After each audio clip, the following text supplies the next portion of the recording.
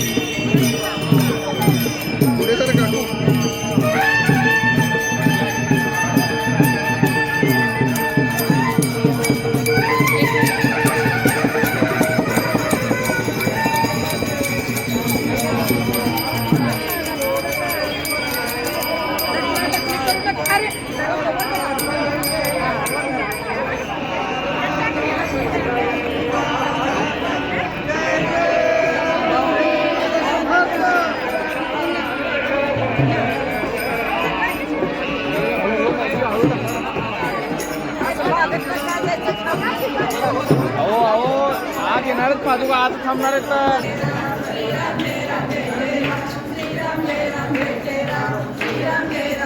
रघुवीर समर्थ विठोने श्री वाहिला देवराणा दया अंतरी ध्यास रे त्यासी नेणा निवाला स्वये तापसी चंद्रमौळी तुम्हा सोडवी राम हा अंतकाळी. जय जय रघुवीर समर्थ. योगेश्वराचे कवी वाल्मिका सारिका मान्य ऐसा नमस्कार माझा सद्गुरु रामदासा. जय जय रघुवीर.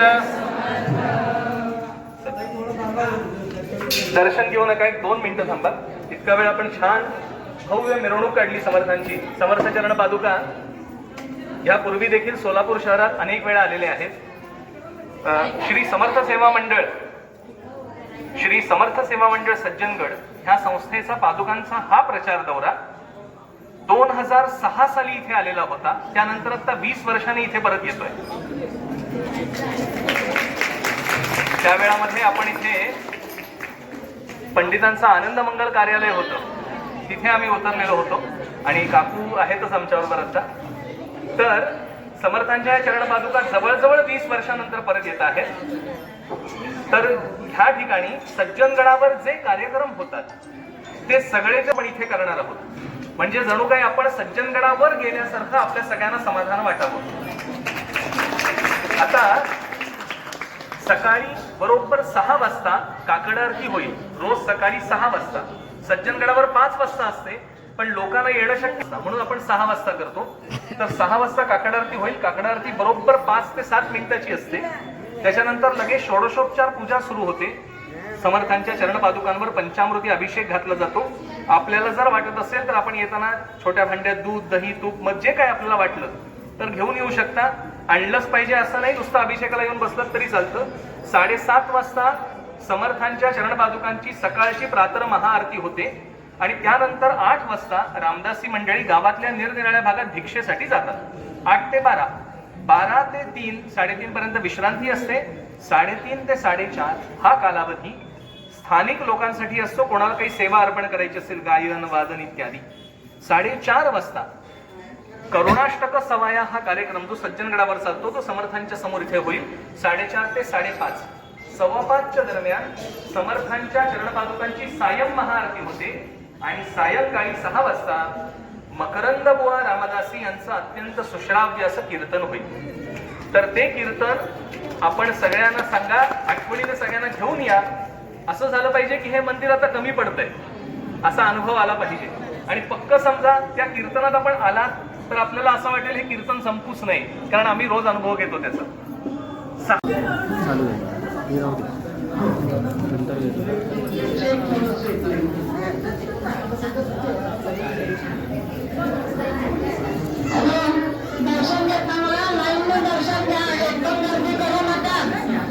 गर्दी करू नका. इकडे या, लाईन करा तुम्ही.